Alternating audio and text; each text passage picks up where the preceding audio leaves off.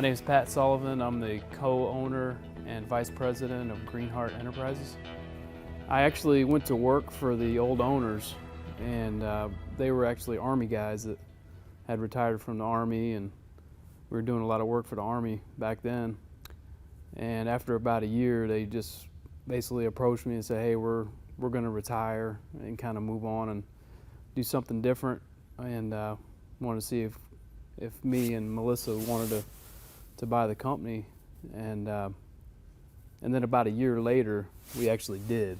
So kind of helped run the company for about a year, and then eventually ended up buying them out.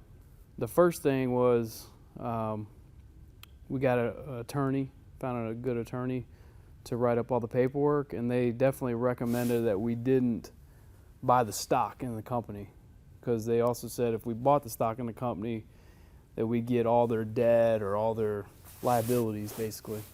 So we started another company called P&M Sullivan LLC, and we're doing business as Greenheart. So that was one of the biggest things, probably, is doing that. And then, of course, hired an accountant and had to figure everything out. Got a banker, a good bank with a line of credit is a big thing. I mean, we try not to draw on the line of credit, but it's good to know it's there, sort of like a security blanket.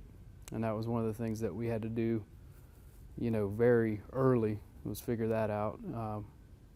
Because payroll, it comes due every week. So, but that was part, the biggest thing on that was getting the attorney, the banker, and the accountant were probably the biggest thing. Of course, you had to get set up with the state, get your LLC and all your paperwork. And we bought all the assets, so they didn't have a whole lot of stuff, but like equipment, as far as the trailers that they had, construction trailers, and some saws and just different things that we bought from them. And then we ended up renting the building for a while, and then they sold us the building about a year after that. And once we bought that building, we were there for about 5 or 6 years, and then eventually outgrew it.